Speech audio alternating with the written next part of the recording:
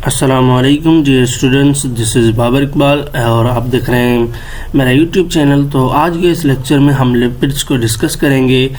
तो आप सबको वैसे ही पता है कि लिपिड्स जो है वो बायोकेमिस्ट्री का टॉपिक है और उसके साथ साथ आपके इंटर का भी टॉपिक, फर्स्ट ईयर की बायोलॉजी का भी टॉपिक है और उसके अलावा न्यूट्रिशन के चैप्टर में भी, न्यूट्रिशन के जो कोर्स है उसमें भी आता है। तो चलिए डिस्कस करते हैं और बढ़ते हैं अपनी अगली स्लाइड की ओर।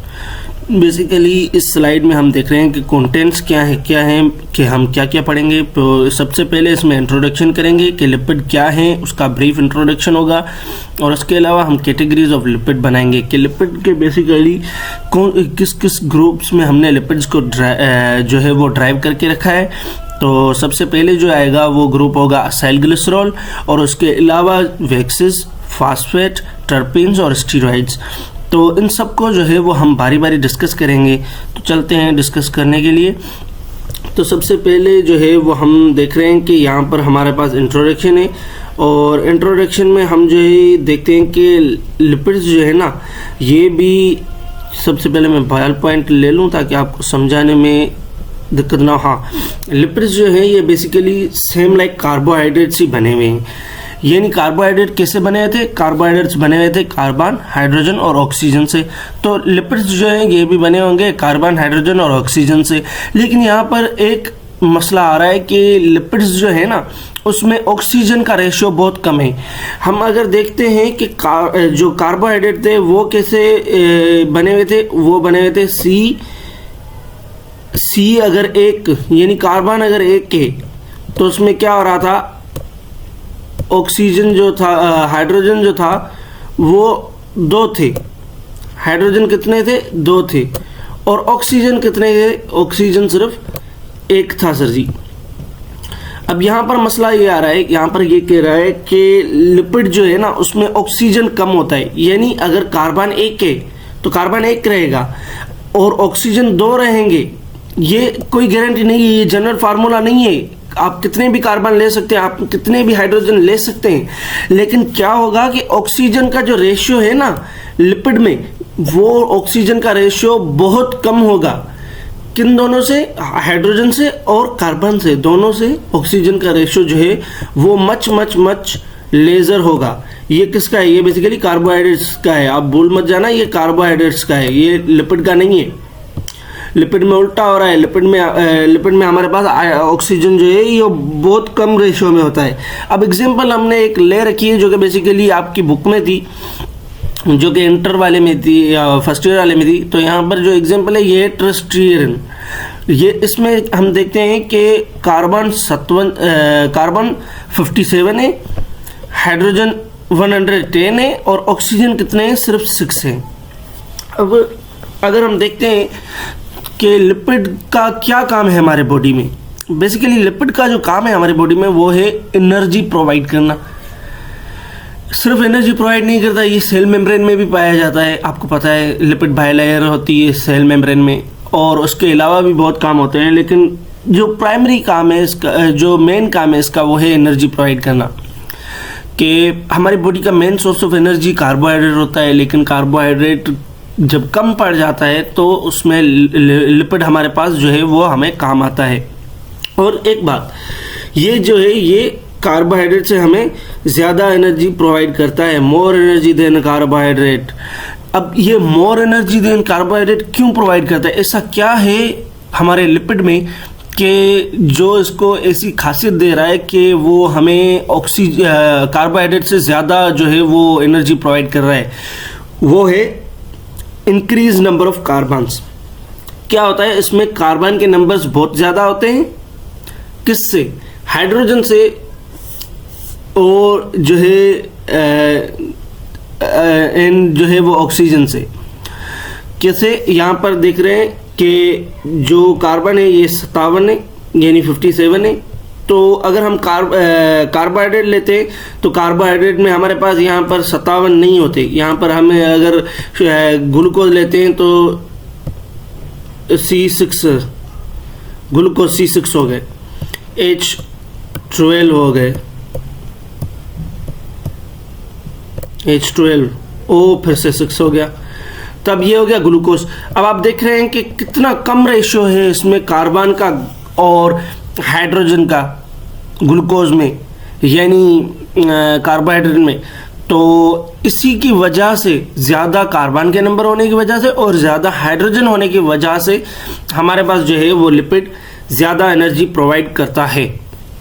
अब ये कह रहा है कि दे आर हेट्रोजेनस कंपाउंड्स। अब आप कहेंगे हेट्रोजेनस कंपाउंड से क्या मुराद है? ये तो सारे के सारे कार्बन, हाइड्रोजन, ऑक्सीजन से बने हुए हैं। फिर हम कैसे कह सकते हैं कि ये हेट्रोजेनस कंपाउंड है, ये मुख्तलिफ ग्रुप से बने हुए हैं? सर ये मुख्तलिफ ग्रुप से बने हुए हैं। आगे मैं जब आपको दिखाऊंगा आप देखेंगे कि कोई जो हमारे पास लिपिड है वो जो है वो ग्लिसरॉल और फैटी एसिड से मिलकर बना हुआ है, कोई जो है वो मुख्तलिफ नाइट्रोजनस बेसिस कंटेन कर रहा है, कोई अल्कोहल कंटेन कर रहा है। तो इसी तरीके से ये मुख्तलिफ ग्रुप ऑफ कंपाउंड से मिलकर बना हुआ है। ये एक खुसूसन एक मखसूस ग्रुप नहीं है। जैसे हम कार्बोहाइड्रेट्स को कह रहे थे कि they are either polyhydroxy aldehyde or जो है वो पॉलीहाइड्रोक्सी कीटोन। तो ये हेट्रोजेनस है, ये एक मखसूस ग्रुप से नहीं है। तो इसको हम आगे देखेंगे कि कैसे ये मखसूस ग्रुप नहीं है।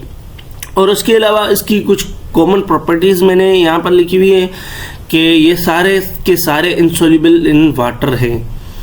आपको पहले ही पता है, अगर आपने सेल वाला चैप्टर पढ़ा हुआ है सेल मेम्ब्रेन में, तो आपने देखा होगा कि जो टेल्स थी ना, टेल्स वो हाइड्रोफोबिक थी, वो वाटर के लिपिड बाइलेयर में जो टेल्स थी वो वाटर से हाइड्रोफोबिक थी।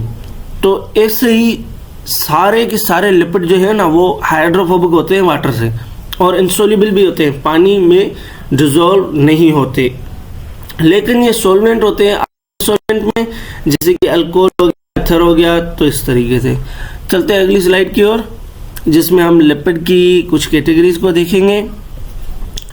सबसे पहले हमारे पास ये कैटेगरी आ गई सिंपल लिपिड्स की, जो कि सिर्फ और सिर्फ कंजिस्ट होती है फैटी एसिड और अल्कोहल की। ठीक है, सिंपल लिपिड्स किससे कंटेन होते हैं? फैटी एसिड और अल्कोहल को कंटेन करते हैं। सेकंड नंबर पे जो आता है वो है कॉम्प्लेक्स आर कंपाउंड। मीन्स नाम से जाहिर है कि ये थोड़ी ज़्यादा स्ट्रक्चर्स कंटेन करेंगी, ये थोड़ी हेवी बनेंगी क्योंकि कॉम्प्लेक्स है। तो इसमें एडिशनल कंपाउंड आ रहा है fatty acid and alcohol with additional compound. ये याद रखना कि सिंपल में सिर्फ फैटी एसिड और अल्कोहल था, इसमें फैटी एसिड और अल्कोहल तो है, फैटी एसिड भी है, अल्कोहल भी है, लेकिन यहाँ पर एक और कोई एडिशनल कंपाउंड आ जाएगा तो उसको हम कहेंगे कॉम्प्लेक्स या कंपाउंड। उसके बाद ड्राइव्ड अल्कोहल, यानी ड्राइव्ड अल्कोहल से साफ मुराद है कि ये जो है ये सिंपल से या कॉम्प्लेक्स से, जो कि पहले से अल्कोहल और फैटी एसिड से बने हुए हैं, उनमें से किसी में से बनेगा। चलते अगली स्लाइड की ओर। तो सबसे पहले हमारे पास हमारे यहाँ क्लासिफिकेशन में असाइल ग्लिसरॉल आ जाता है, जो कि बेसिकली सिंपलेस्ट होता है। और असाइल मीन्स के एसिड, असाइल से क्या मुराद है? एसिड। अब यहाँ पे तोड़ा है मैंने इसको, देखिए ये रहा असाइल जो कि हो गया एसिड, और ये रहा ओल जो कि अल्कोहल के लिए निकला हुआ है। इससे मुराद है इसमें एक एसिड है और दूसरा ओल यानी अल्कोहल है। अब नीचे अगर हम इसकी जो फर्दर डेफिनेशन पढ़ेंगे उसमें आपको समझ में आएगा कि इसका नाम असाइल ग्लिसरॉल, और ये जो मैंने माने निकाल के रखी है, असाइल मीन्स एसिड और ऑल मीन्स अल्कोहल, ये कैसे हमने क्यों निकाली है? सर ये बेसिकली कैसे बनता है, इसमें बॉन्ड होता है फॉर्मेशन, किसके बीच में? एक एसिड के बीच में और एक अल्कोहल के बीच में। यही तो मैं ऊपर कह रहा था कि acyl means acid, all means alcohol, यानी इसमें असाइल अल्कोहल और एसिड दोनों प्रेजेंट होंगे, उनके बीच में बॉन्ड बनेगा, तो हमारे पास असाइल ग्लिसरॉल बन जाएगा। अब इसमें जो बॉन्ड होता है उसको, लिपिड में जो बॉन्ड बनता है उसको हम कहते हैं एस्टरिफिकेशन। ठीक है, क्लियर है। अब असाइल ग्लिसरॉल तो हमने कह दिया, लेकिन असाइल ग्लिसरॉल कौन कौन से बनते हैं वो देखते हैं। सर अगर हम एक फैटी एसिड लें और एक ग्लिसरॉल ले लेते हैं तो ये जो बनेगा ये बनेगा मोनो असाइल ग्लिसरॉल। सर अगर हम 2 फैटी एसिड लेते हैं और 1 ग्लिसरॉल लेते हैं तो हमारे पास क्या बनेगा, डायसाइल ग्लिसरॉल। अब याद रहे कि यहाँ पर हम जो है वो फैटी एसिड का नंबर चेंज कर रहे हैं। किसका नंबर, फैटी एसिड का। ग्लिसरॉल हम 1 ही लेंगे, ग्लिसरॉल कितने होंगे, 1। और अगर हम 1 फैटी एसिड लेंगे तो मोनोअसाइल ग्लिसरॉल, 2 फैटी एसिड तो डायसाइल ग्लिसरॉल, अगर 3 फैटी एसिड लेंगे तो ट्राइसाइल ग्लिसरॉल, और 1 जो होगा उसमें ग्लिसरॉल होगा। याद रहे कि फैटी एसिड का नंबर चेंज होता रहेगा। तो यहाँ पर हम ट्राइसाइल ग्लिसरॉल जो है इसको थोड़ा सा खोल के एक्सप्लेन करते हैं कि बेसिकली ये जो है ये सिंपल लिपिड्स हैं जो कि बेसिकली 1 ग्लिसरॉल और 3 फैटी एसिड को कंटेन करते हैं, जिससे कि हम पहले ही देख चुके हैं। तो ट्राइसाइल ग्लिसरॉल को हम क्या कहते हैं, इन्हें हम न्यूट्रल कंपाउंड भी कहते हैं, ठीक है। और उसके अलावा ये मोस्ट अबंडेंट है लिविंग ऑर्गेनिजम्स में, यानी कि ये जो हमारे पास जिंदा जानदार हैं या प्लांट हो गए जैसे कि या एनिमल हो गए, हम हो गए, तो ये हम सब में ज़्यादा पाया जाता है। अब ये जो है ये इसकी फर्दर 2 स्ट्रक्चर्स लिखी हुई हैं, जैसे कि सबसे पहले जो है वो है अनसैचुरेटेड फैटी एसिड्स। अब अनसैचुरेटेड हम जब किसी चीज़ को कहते हैं तो वो बॉन्ड के हिसाब से, अब जो है ये कैसे बॉन्ड के हिसाब से, अगर डबल बॉन्ड कैरी करता है तो ये है अनसैचुरेटेड या ट्रिपल बॉन्ड वाला, यानी डबल बॉन्ड या ट्रिपल बॉन्ड आ गया तो अनसैचुरेटेड हो गया, जैसे कि हम ऑर्गेनिक केमिस्ट्री में पहले से पढ़ चुके हैं। तो अब यहाँ पर ये जो है ना ये लिक्विड एट टेम्परेचर है, ये चीज़ याद रखने वाली है कि अनसैचुरेटेड जो होंगे ना ये लिक्विड शक्ल में होंगे। और अगर आप एक चीज़ याद करेंगे तो आपको दूसरी पॉइंट खुद ब खुद याद हो जाएगी। अगर आप ये याद करते हैं कि unsaturated fatty acid double triple bond carry करते हैं और वो लिक्विड होते हैं रूम टेम्परेचर पे, तो आपको खुद ब खुद आ जाएगा कि प्लांट में ऑयल की तरह होंगे वो, क्योंकि लिक्विड चीज़ है ना तो वो ऑयल की तरह हो सकती है, ठीक है। और सेम सैचुरेटेड में अगर आप ये याद करेंगे कि सैचुरेटेड फैटी एसिड जो हैं ये सिंगल बॉन्ड कैरी करता है और ये सॉलिड है एट रूम टेम्परेचर, तो आप इसको ऑयल किसे कहेंगे। अगर आप इसको कहेंगे कि ये जो है ये सॉलिड है, ये क्या है, सॉलिड है, तो आप इसको ऑयल तो नहीं कह सकेंगे, आप फिर इसको फैट ही कहेंगे। फिर आपको खुद ब खुद याद आ जाएगा कि ये जो सैचुरेटेड थे, ये जो सैचुरेटेड थे ये सॉलिड थे, और सॉलिड थे तो ऑयल तो नहीं हो सकते, फिर ये फैट होंगे, तो ये फैट होंगे, सही है। तो ये चीज़ याद रखने की है। अब हमारे पास जो है वो फैटी एसिड की थोड़ी बहुत स्ट्रक्चर है जिसको हम डिस्कस कर लेते हैं ताकि हमें समझ में आ जाए कि फैटी एसिड बेसिकली क्या है। Fatty acid basically organic compound है, ठीक है, जिसमें 2 से 30 कार्बन हो सकते हैं, ठीक है।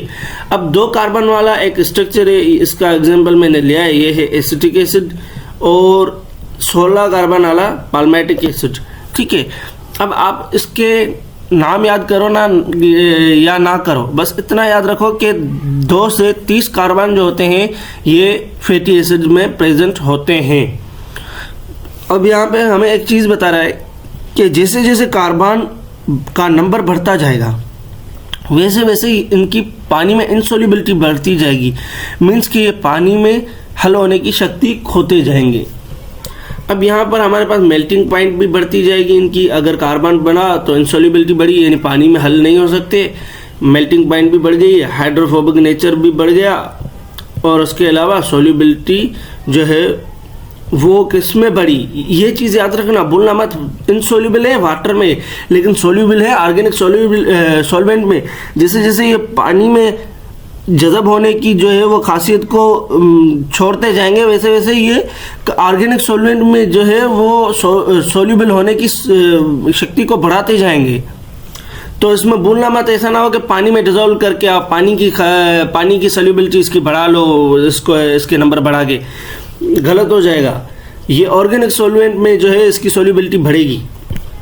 उसके बाद जनरल फार्मूला अगर हम कहें किसका, फैटी एसिड्स का, याद रहे लिपिड्स का नहीं है, फैटी एसिड्स का है, जो कि कार्बन जो कि हमारे पास लिपिड्स का एक कंपोनेंट है। तो उसमें क्या है, CH3 CH2 NCOOH, तो ये बेसिक एक जनरल फार्मूला, ये कभी पूछेंगे नहीं, लेकिन हालांकि एंट्री टेस्ट में अगर आप एंट्री टेस्ट की प्रिपरेशन कर रहे हैं, एमडी गेट या नीट या कोई ऐसी तैयारी कर रहे हैं, तो उसमें आ सकता है। Where n is the number of carbons. तो चलिए आगे डिस्कस करते हैं। यहाँ पे मैंने दो स्ट्रक्चर्स दी हुई हैं। ये सिंपल स्ट्रक्चर है किसकी, ये मैंने स्ट्रक्चर उठा के रखी है, ये है ग्लाइसेरॉल की।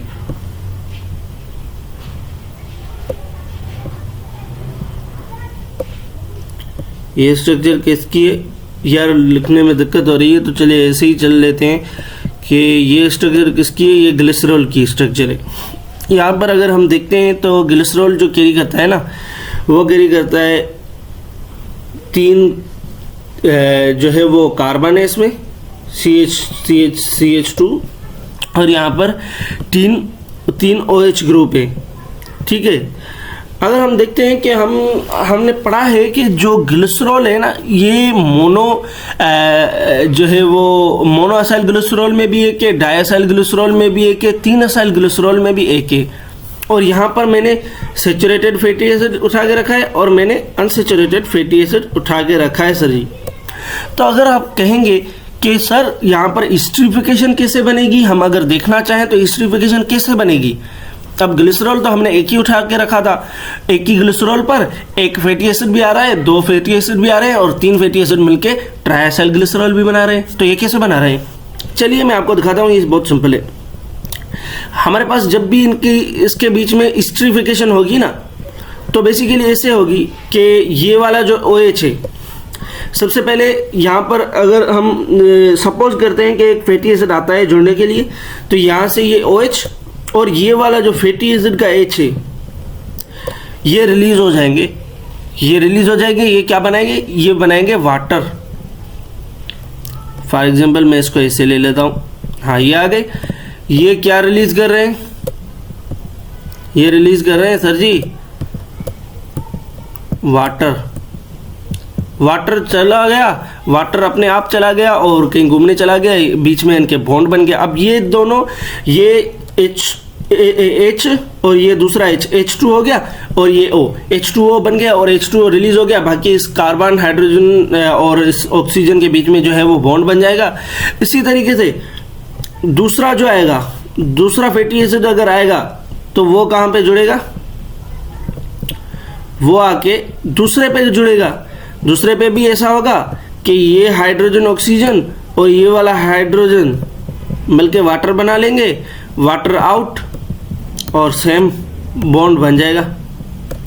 तो समझ में आ रहा है, इस तरीके से बॉन्ड बनते हैं। अब यहाँ पर मैंने आपको स्ट्रक्चर भी दिखा दी, अब आपको क्लियर होना चाहिए। और ये आपको क्लियर होना चाहिए कि सैचुरेटेड फैटी एसिड जो होते हैं ये सीधी चेन होती है, लेकिन अनसैचुरेटेड जो है ये मुड़ी हुई चेन होती है। मुड़ी हुई क्यों होती है, जब भी जहाँ पे भी डबल बॉन्ड आता है तो चेन की स्ट्रक्चर जो होती है वो दोनों पार्ट से जो है वो बैलेंस नहीं कर पाती और दोनों साइड से टेढ़ी हो जाती है। तो चलिए आगे बढ़ते हैं। यहाँ पर मैंने आपको ट्राइएसाइल ग्लिसरॉल दिखाया हुआ है। जैसे कि मैं कह रहा था कि वाटर रिलीज होता जाएगा, वाटर देखो यहाँ पे जो है वो OH लगा हुआ था, OH यहाँ का, OH यहाँ का और हाइड्रोजन यहाँ पे इस ऑक्सीजन से पहले लगा हुआ था। ये वाला हाइड्रोजन और ये वाला OH ये रिलीज हो गए, बकाया जो बना वो बॉन्ड बन गया इनके बीच में। तो यही तो मैं आपको दिखा रहा था। जैसे कि मैं कह रहा था कि तीनों OH से वाटर में रिलीज हो जाएंगे मिलके बॉन्ड्स बना के, और बकाया जो बनेगा इनके बीच में एस्टरिफिकेशन बन जाएगी। तो ऐसे बन गई। चलिए आगे जो है वो वैक्सेस को डिस्कस करते हैं। वैक्सेस जो है ये एक लिपिड की ऐसी टाइप है जो कि ज़्यादातर हाइड्रोफोबिक इन नेचर है। हाइड्रोफोबिक तो सब थी, लेकिन ये हाइड्रोफोबिक पर्टिकुलरली क्यों कह रहा हूँ मैं, ये हाइड्रोफोबिक है और बेसिकली ये प्रोटेक्शन में काम आती है। अब जैसे कि आपको मैंने कह दिया कि ये हाइड्रोफोबिक है तो ये वाटर को क्या करेगी, रेजिस्ट करेगी, और उसके अलावा ये प्रोटेक्शन में ज़्यादा काम आती है और ये प्रिवेंट करती है लॉस ऑफ वाटर। अब हाइड्रोफोबिक है तो प्रिवेंट लॉस ऑफ वाटर इसके लिए दाएं हाथ का काम है। तो कैसे करेगी वो भी हम देखेंगे। और मैं आपको इसकी एग्जांपल देता हूँ कि वाटर को जो है ये प्रिवेंट किस तरीके से करती है। सर वाटर को ये प्रिवेंट इस तरीके से करती है कि क्यूटिन जो हमारे पास होता है प्लांट में, क्यूटिन जो होती है लेयर जो कि प्लांट में होती है, तो ये एग्जाम्पल किसकी है, ये वैक्स की एग्जाम्पल है। इसी वजह से कह रहे हैं कि ये प्रिवेंट करती है लॉस ऑफ वाटर को। ये क्यूटिन कहाँ प्रेजेंट होती है, पौधों में प्रेजेंट होती है। Sir waxes are formed when the long fatty acid chain, याद रहे इसमें भी फैटी एसिड की लॉन्ग चेन है, और किसके साथ है, लॉन्ग चेन ऑफ अल्कोहल, यानी वहाँ पे ग्लिसरॉल था ना, ग्लिसरॉल हम असल ग्लिसरॉल में देख के आ रहे हैं कि हमने फैटी एसिड की लॉन्ग चेन फैटी एसिड ले रखे थे और ग्लिसरॉल ले रखे थे, लेकिन यहाँ पे क्या कर रहा है कि अल्कोहल की भी लॉन्ग चेन ही होगी फैटी एसिड की लॉन्ग चेन के साथ। तो अब इसके बारे में ज़्यादा नहीं लिखा हुआ बुक में, तो मैंने जो है वो मैंने भी थोड़ा ही लिया है, तो हम वही पढ़ेंगे जो हमारे लिए काम का है, हमारे कंटेंट में आ सकता है, हमारी टेस्ट में आ सकता है, तो उतना ही याद रखें। ज़्यादा अगर आप डीप पढ़ना चाहें तो वो जो है वो आप नेट से पढ़ सकते हैं। तो यहाँ पर बेसिकली दो हमारे पास एग्जांपल दी हुई थी बुक में कि वैक्सेस जो है वो नेचुरल भी होते हैं, ये सिंथेटिक भी होते हैं, सॉरी। तो नेचुरल जो है ये बीज वैक्स है जो कि हमें बेसिकली हनी की कॉम्ब में मिलता है। अब हनी कॉम्ब में जो है वो वैक्स मिलता है, ठीक है। और उसके अलावा सिंथेटिक जो अगर हम देखें तो ये पैराफिन वैक्स है जो कि बेसिकली हम मोमबत्ती वगैरह में देखते हैं। चलते हैं आगे, फास्फोलिपिड को डिस्कस करते हैं। अब जैसे कि मैंने आपको बताया कि ये हेट्रो जो है वो हेट्रो कंपाउंड है, और उसके अलावा मैंने आपको बताया था कि एक होता है सिंपल लिपिड जिसमें सिर्फ अल्कोहल और फैटी एसिड आए, ठीक है। अल्कोहल और फैटी एसिड है वो कौन सा हो गया, सिंपल। और कम्प्लेक्स या कंपाउंड लिपिड वो हैं जिसमें फैटी एसिड अल्कोहल के साथ साथ कोई और चीज़, कोई और कंपाउंड आ जाए, ठीक है। तो चलिए फैटी एसिड्स को, फास्फोलिपिड्स को देखते हैं। तो फास्फोलिपिड क्या है, ये ड्राइव होता है फास्फेटाइडिक एसिड में, यानी इसमें एसिड तो मिल गया हमें। अब ये कह रहा है कि जब फास्फेटाइडिक एसिड कंबाइन हो किससे, कोलिन से जो कि एक नाइट्रोजनस बेस है, या इथेनॉल अमाइन से जो कि बेसिकली एक अल्कोहल है, या इंसाइटल जो कि एक अमाइनो एसिड है, या सीरीन जो कि एक अमाइनो एसिड है। अब आपको क्या करना है, ये चार नाम है, इनको रट्टा मार लेना है, इनको याद कर लेना है, इन पे प्रैक्टिस करनी है, ये चारों आपको याद हो जाएंगे। और उसके अलावा इसके साथ ये जो पढ़ा है आपको पता होना चाहिए कि कोलिन क्या है, एक नाइट्रोजनस बेस है। इथेनॉल अमाइन नाम से ही जाहिर है, इथेनॉल, इथेनॉल, कोई भी OL जब भी आ जाता है तो वो अल्कोहल होता है, ठीक है ना। तो अब आपको इथेनॉल से ही याद होना चाहिए कि ये अल्कोहल है। इंसाइटोल जो है ये एक अमाइनो एसिड है, और सीरीन जो है ये भी अमाइनो एसिड है। सॉरी यहाँ पर भी ओल आ रहा है, ये अल्कोहल लग रहा था लेकिन ये अमाइनो एसिड है। तो थोड़ा बहुत आप डिफ्रेंशिएट करिएगा, लेकिन ज़्यादातर जो ओल आता है वो अल्कोहल बनता है, सही है ना। तो इंसाइटोल और सीरीन क्या अमाइनो एसिड है, लेकिन इथेनॉल अमाइन अल्कोहल है, और कोलिन जो है ये नाइट्रोजनस बेस है। ये चीज़ें याद रखें, ये चार चीज़ें मेन है।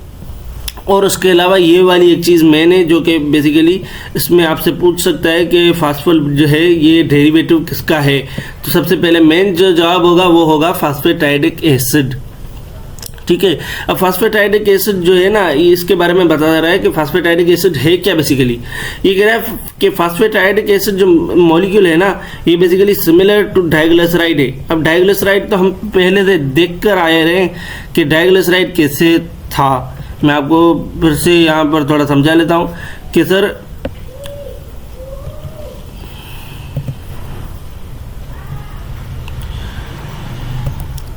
डाइग्लिसराइड बेसिकली कैसे था हम देख लेते हैं कि सर हमारे पास बेसिकली ऐसा होगा कि जो ग्लिसरॉल है ना, ग्लिसरॉल उसके पास 3 OH होते हैं, ठीक है। अब सर उसके 2 OH पर अगर हम फैटी एसिड लगा लें तो बाकी जो बचेगा थर्ड, उस पर हम फास्फेट ग्रुप लगा लें तो ये हो गया फास्फेटाइडिक एसिड। अब देखते हैं, चलिए सर अगर हमारे पास ये है, हमारे पास ग्लिसरॉल, ये हमारे पास ग्लिसरॉल,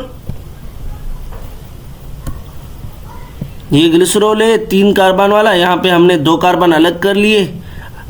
इसमें हमने कहा कि इनमें क्या लगाए, फैटी एसिड, जैसे कि मैंने ऊपर वाले को इससे जोड़ा था फर्स्ट वाले से, और दूसरे को दूसरे वाले से। अब ये जो लास्ट वाला बचा ना, यहाँ पे हम सिर्फ फास्फेट ग्रुप लगा लेंगे। क्या लगा लेंगे? फास्फेट। अबे लिख यार, यहां पर हम लगा लेंगे phosphate group sir.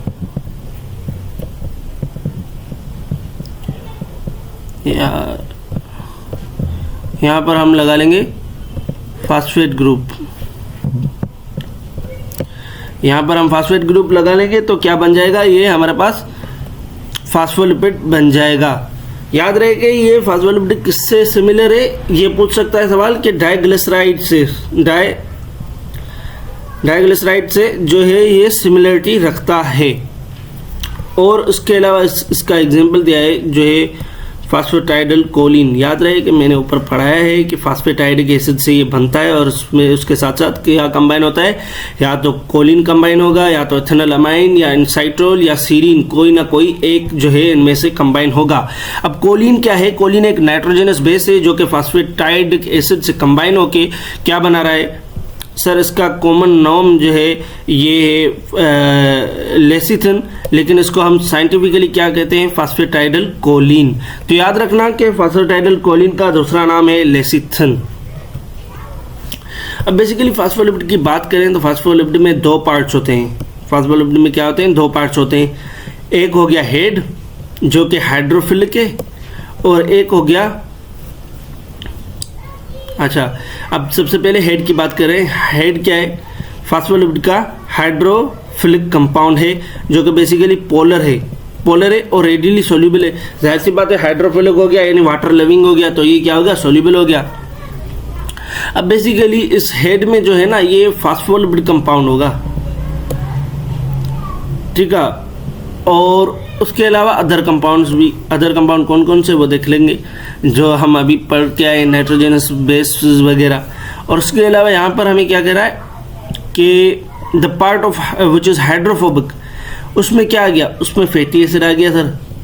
Fatty acid जिसमें आ गया वो क्या होगा? हाइड्रोफोबिक। अब ये क्या है? नॉन पोलर है, इनसोल्यूबल है वाटर के। सर ये तो हाइड्रोफोबिक है तो बेसिकली इनसोल्यूबल ही वाटर होगा, लेकिन सोल्यूबल किस में होगा? फिर ये सोल्यूबल जो होगा वो ये होगा ऑर्गेनिक सॉल्वेंट्स में। सर फास्फोलिपिड जो होते हैं ना, ये हमने पढ़े हुए हैं कि ये लिपिड बाइलेयर में मौजूद होते हैं। उसके अलावा सर एक और टाइप आ गया।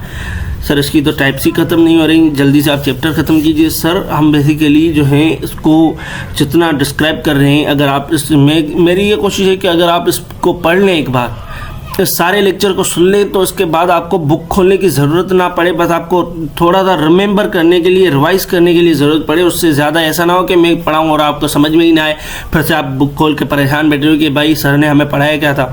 तो बेसिकली कोशिश करेंगे कि सारी चीज़ें कवर करें, और जहाँ पे भी मिस्टेक्स हो रही हैं कि हम सही से नहीं पढ़ा रहे आपको, तो आप जो है वो हमें कमेंट बॉक्स में बताइएगा कि सर आपको इस चीज़ में इम्प्रूवमेंट की ज़रूरत है, तो हम उस चीज़ पे काम करेंगे और आपको सही से लेक्चर बना के देंगे इंशाल्लाह।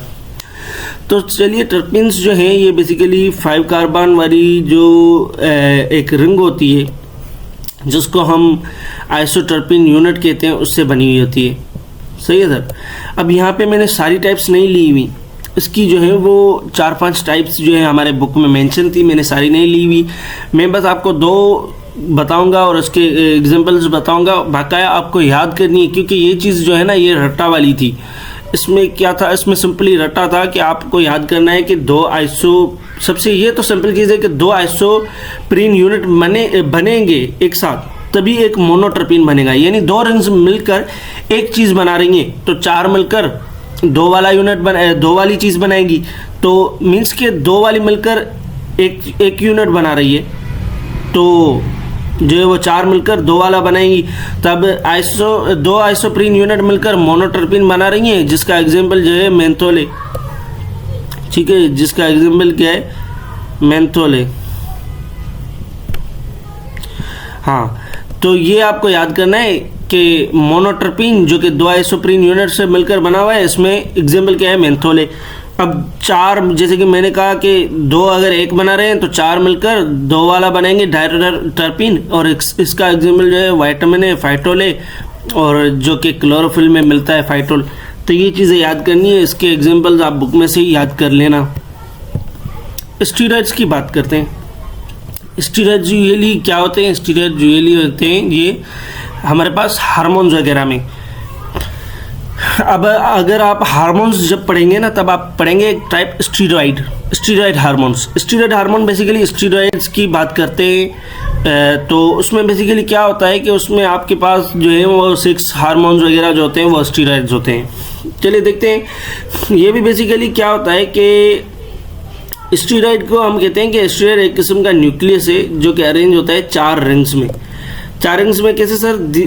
3 रिंग्स जो होती हैं वो 6 कार्बन कंटेन करती हैं। 3 रिंग्स जो होती हैं 6 कार्बन कंटेन करती हैं और चौथी और पांचवी जो होती हैं ये 5 कार्बन कंटेन करती है। ठीक है सर। अब हम अगर देखते हैं कि लेंथ और स्ट्रक्चर अगर हम देखें तो साइड चेन की एक्सटेंड होती है और यही चीज़ जो है डिस्टिंग्विश करती है स्टीरॉइड में। अब कहने का क्या मतलब था कि सर अगर हम देखते हैं कि स्टीरॉइड की 6 कार्बन वाली जो थे वो 3 रिंग थी। 3 रिंग कौन सी थी? 6 कार्बन वाली। और 4 और 5वीं रिंग, चौथी रिंग जो कंटेन कर रही थी वो 5 कार्बन। तो बेसिकली अब सर आप कहेंगे कि स्टीरॉइड तो अगर ऐसे ही बना हुआ है फिर ये एक ही होगा स्टीरॉइड, फिर तो ये मुख्तलिफ नहीं हो सकते। नहीं, ये मुख्तलिफ है। ये मुख्तलिफ कैसे हैं कि इनकी लेंथ जो होती है और उसकी जो स्ट्रक्चर होती है जिसमें साइड चेन एक दूसरे से जुड़ती हैं, वो जब एक दूसरे के साथ मुख्तलिफ बॉन्ड्स बनाकर मुख्तलिफ शक्ल अख्तियार करते हैं तब हमारे पास मुख्तलिफ स्टीरॉइड्स बनते हैं। अब स्टीरॉइड्स कौन कौन से कैसे कैसे बने हैं और कहाँ कहाँ पर मौजूद हैं, ये बेसिकली ये भी आइसोप्रीन यूनिट से ही बनी है। जैसे कि हम टर्पीन्स को पढ़ के आ रहे हैं, वो भी रिंग से बने हुए थे, स्टीरॉइड भी रिंग से बने हुए। सर इसके एग्जांपल याद रखना, ये मेन चीज़ है। बाइल एसिड हो गया, मेल सेक्स हार्मोन हो गया, testosterone basically male sex hormone ही है, और फीमेल सेक्स हार्मोन में प्रोजेस्टेरोन और टेस्टोस्टेरोन आ गया। तो ये चीज़ें क्या है? स्टीरॉइड के एग्जांपल है। अब आपको मैं बार बार क्यों कह रहा हूँ कि एग्जांपल्स और ये जो चीज़ें हैं कि कितनी रिंग्स जो हैं 6 कार्बन ले रही हैं, कितनी रिंग्स 4 कार्बन ले रही हैं, और उसके अलावा जो पीछे भी हमने मुख्तलिफ एग्जांपल पढ़े, मैंने कहा आपको कि ये याद रखें।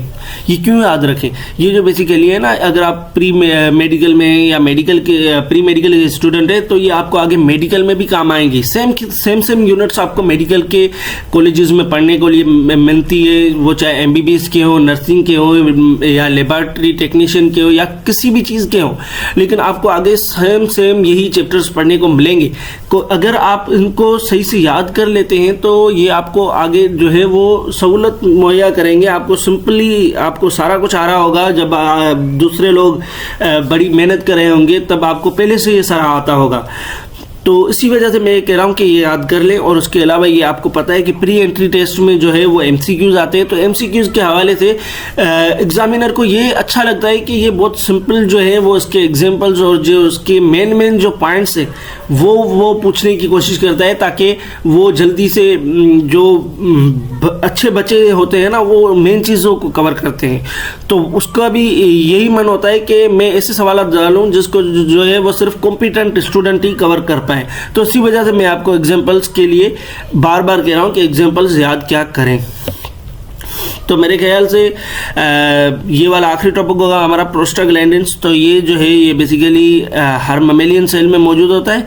ठीक है, ये एक लोकल हार्मोन है। प्रोस्टाग्लैंडिन क्या है? लोकल हार्मोन है। ठीक है, जो कि बेसिकली बना हुआ है अर्काइडोनिक एसिड से।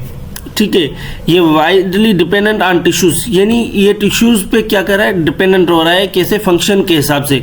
अब जैसा टिश्यू होगा वैसा इसका फंक्शन होगा। अब इसके जैसे कि इसने कहा है कि ये कुछ सेल्स में होता है जहाँ पे ये हमें हेल्प करता है BP को मेंटेन करने में, यानी BP को बढ़ाता है और कम करता है।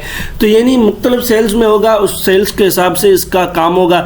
जैसे कि कहाँ पर ये BP बढ़ा रहा है और कम कर रहा है, और तो कहीं पर फीवर को बढ़ा रहा है और इन्फ्लेमेशन सूजन जो है उसको बढ़ा रहा है और कम कर रहा है, और दर्द को महसूस कर रहा है। तो ये मुख्तलिफ काम करेगा। बेसिकली यही था बुक में हमारे लिए।